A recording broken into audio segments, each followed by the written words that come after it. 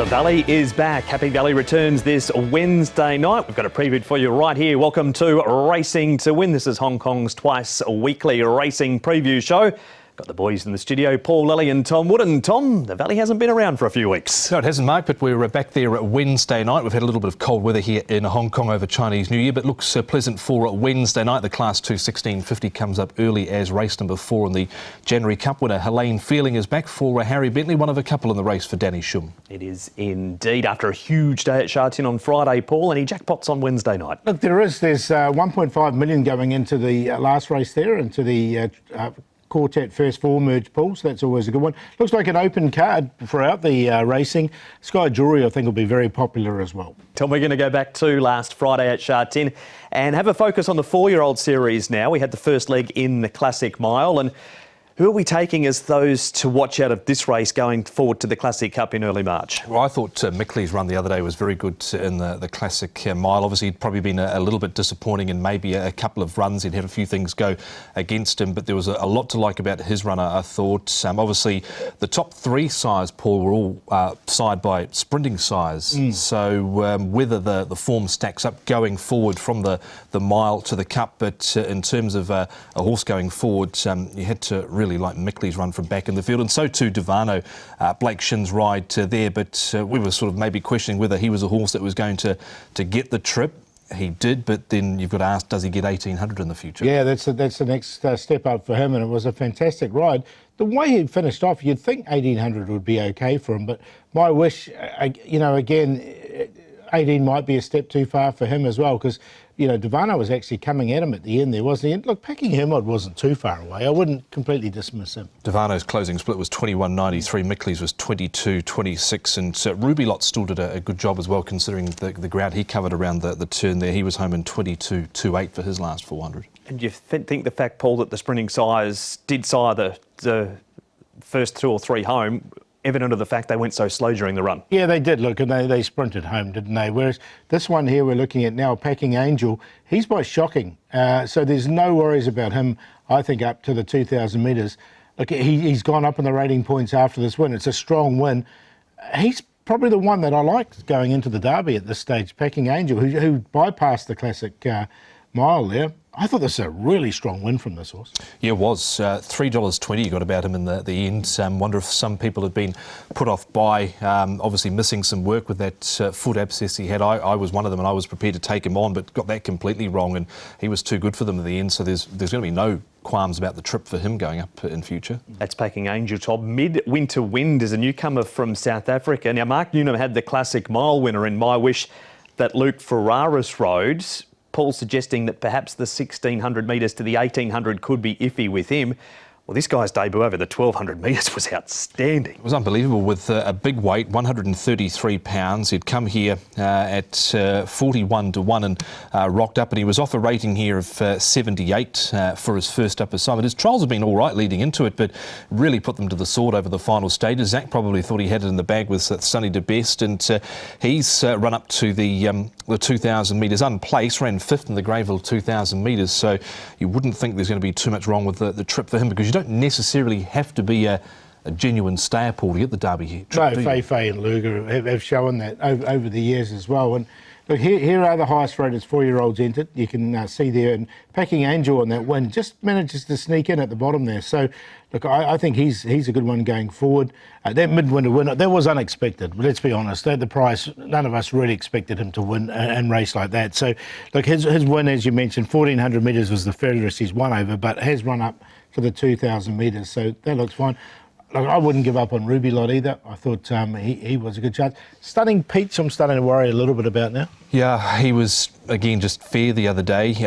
Obviously, Johannes Brahms was a bit disappointing as well. And Cap Ferrar, maybe you can put that down to second up with him, because he was a bit disappointing as well. But I thought, yeah, out of all of those on that list there, Johannes Brahms was particularly disappointing from a market expectation. What about Noisy Boy, Tom? He's lurking off a rating of 84. He was very impressive last start. He was very impressive last time out. So interested to see sort of what races they pick off with him in the future. Noisy Boy for Dennis Ship. He's not entered for this weekend, but they'll be just tucking him away somewhere, and maybe he just goes straight into the Classic Cup. Yeah, and look, he's by Real Steel out of a Northern Meteor mare, so there is a little bit there on the Real Steel side, but look, he's already won over the 2,000, so we know the distance isn't going to be a problem. There's a Class 3 1800 at Sharton this coming weekend, so there'll be a few more looking to boost their ratings coming into the Derby.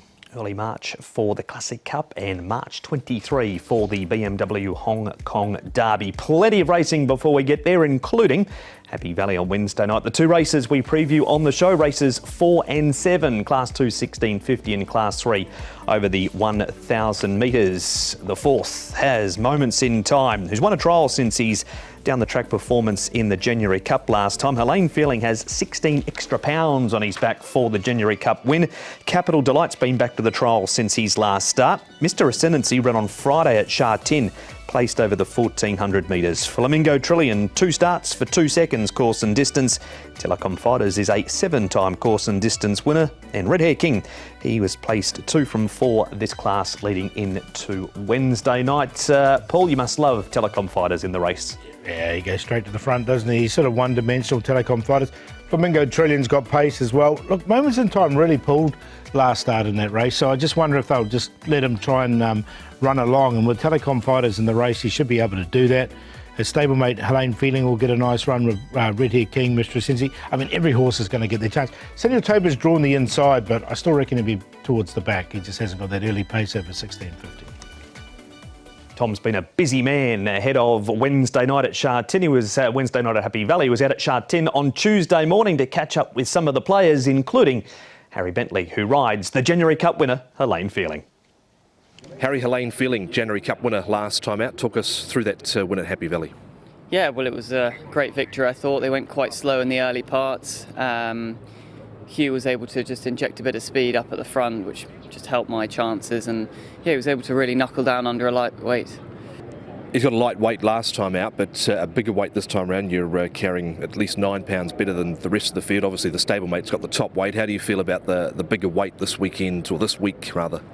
Naturally, you know, it's something else to contend with. It's not going to be as easy for him to lug around that light weight. But, you know, at the end of the day, he's a big horse and he can certainly shoulder it.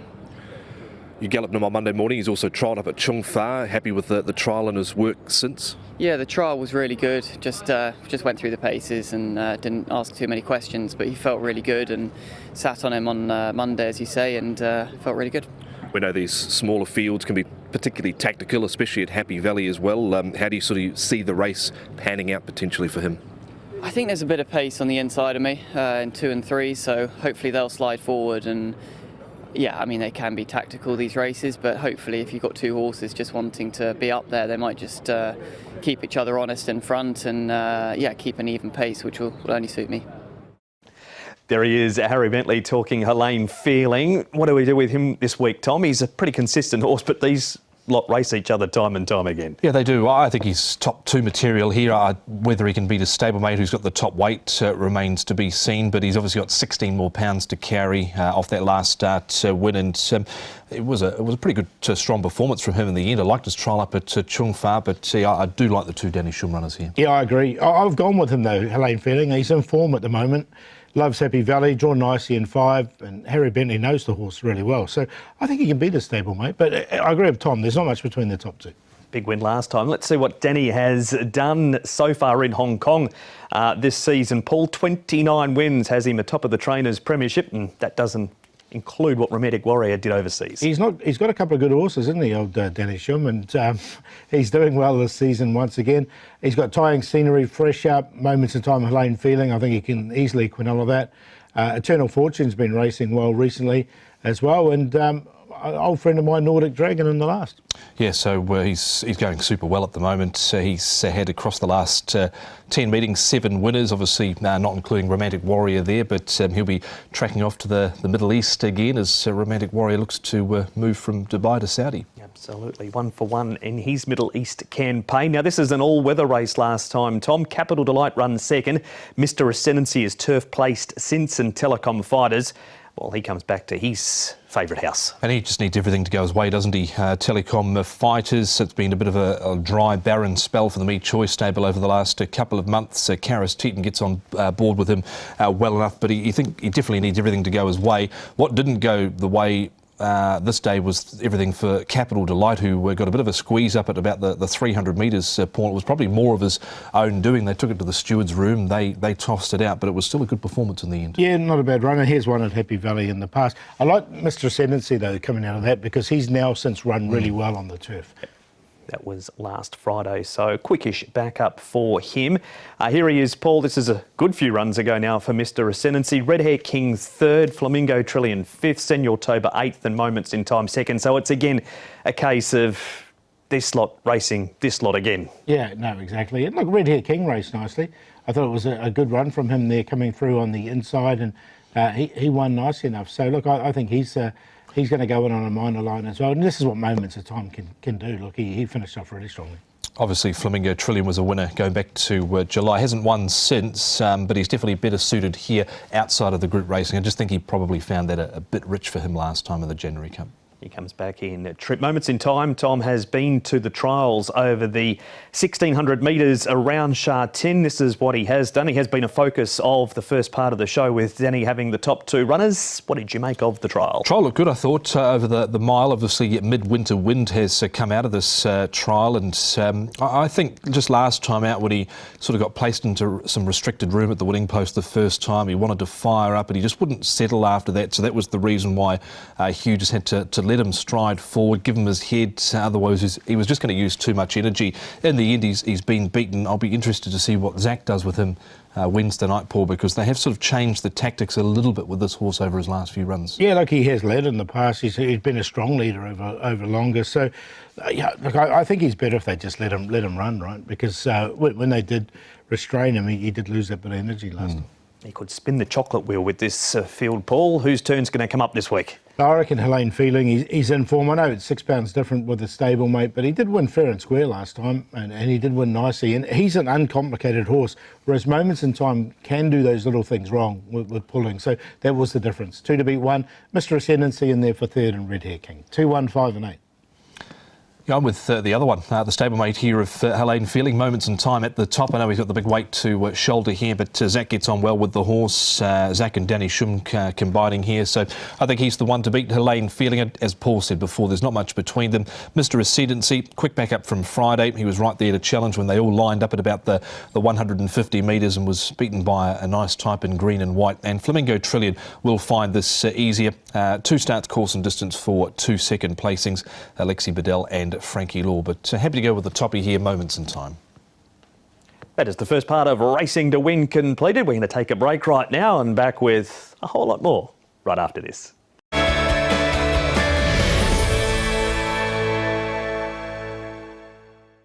Welcome back to Racing to Win. We've had the first part of the show, which means top of the second, Paul. It is last run reminder time, and you've come up with a horse. Merrick to spec, so surely he'll be in the market and a chance of turning the tables on View of the World. Yeah, look, he'll be favourite or second favourite one, Merrick to spec. So, and we can have a look at him here. He was slightly slow away, but he does get slow away in a lot of his runs, and he was well back here. And this is the race that was won by View of the World, who is a rival once again, although View of the World does go up in weight quite significantly.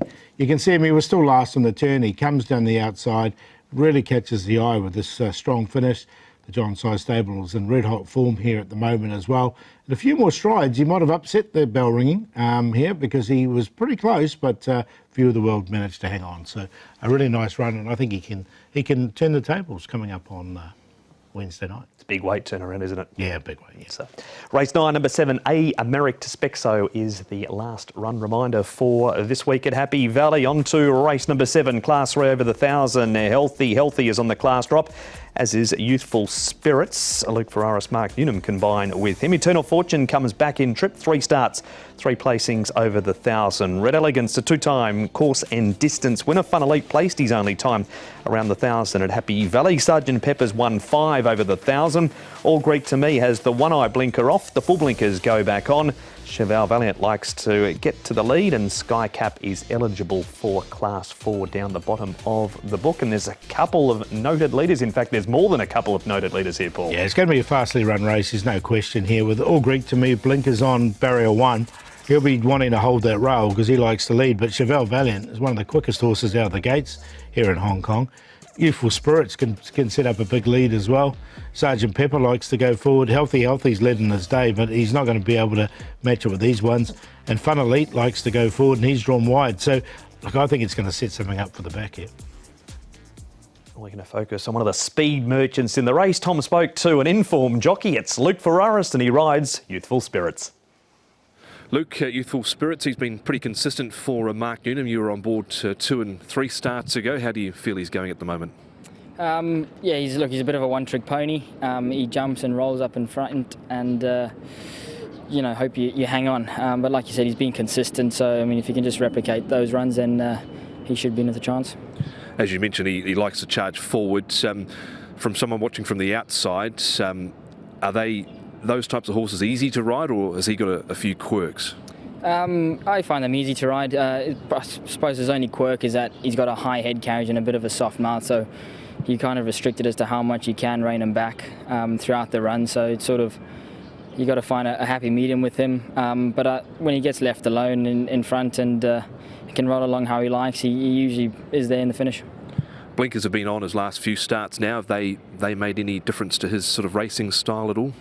Not really. I think it was more towards the end of the races he was wanting to lay out and just wanted to keep him on a straight path and not wander that last furlong, which when I rode him with them on, they worked. So if he can do the same on Wednesday night, then hopefully he's there again. You've had a few days to process your achievements on My Wish and the classic mile. You weren't lost for words when I spoke to you the other day, but now you've had a bit more time to process it. Yeah, massive achievement for myself. I give myself a pat on the back for that. It's a big race and one I was really wanting to win, and nice that it could happen for Mark and a nice group of owners. So really pleased with myself, and hopefully we can just roll that momentum forward. How do you feel about him going to 1800 next start? Well, contrary to what he is in the morning, he's an easy ride in a race. He leaves the gates well and switches off in a spot. So, I mean, if he can switch off like he did in the mile, hopefully he sees out the 18. He is a small little fella, but what he lacks in size, he makes up for in height. But if he can land in a soft spot and switch off like he did, there's no reason why he won't produce a turn of foot like he did. They're quite the team, Paul, Mark Newnham and Luke Ferraris. What about Youthful Spirits? Just too much pace in this race for him this week? It looks that way, doesn't it? I put him in on a very minor line because he's quite an honest horse and he's going to be right there. I don't think he can lead. So maybe just taking that little bit of cover might help him. Hopefully, the only thing that worried me with what Luke had to say there was, of course, he's got a light mouth, so if he restrains too much, he just might fire up. And as it is, he's already got that bit of an awkward head carriage. So he was right on the cusp. He's been in good form, but there's quite a bit of speed in this race. There is indeed. Eternal Fortune, Tom, he's been racing over 1,200 metres. He won over 1,200 metres. All Greek to Me and Sergeant Pepper, they finished down the track. Back in distance, no issue for Eternal Fortune, and Danny's gone for a weight allowance this week. Yeah, I quite like him here. I think he's not going to be up on the pace, he's going to be off the pace, and hopefully Alice Wong can get him to settle nicely, and was only beaten a length and a half behind View of the World last time out, so I'm going to side with him here with the claim, and course and distance never won, but he's been placed in all three. Yeah, he has, and he did win overseas over the shorter distances. So look, yeah, he goes in for me as well. Just where Alice is going to get him from barrier 8.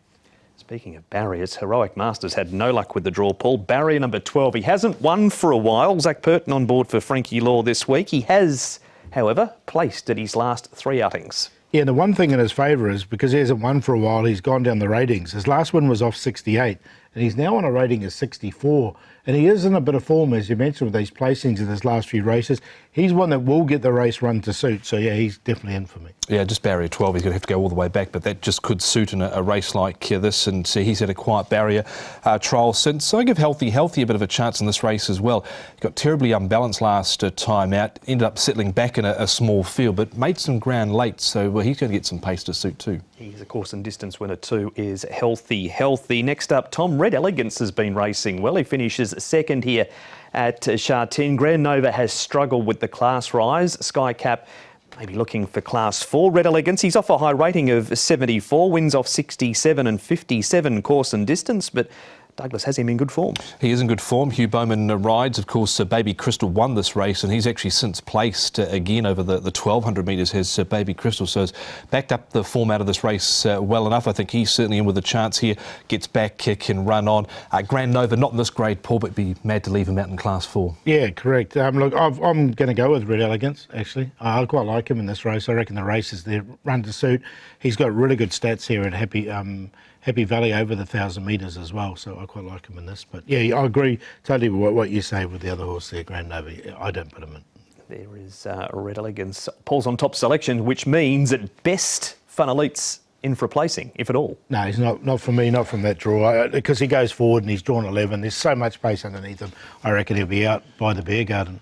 It's his first time going back to Happy Valley for quite some time as well. Obviously, he's had a few issues in the gates. He's been, to be fair to the horse, he's been very good in the gates his last couple of starts. Now, of course, he won over Always My Folks and then ran into Prince of Porty last time out. And he covered a lot of ground last time too. So don't like the setup for him from barrier number 11.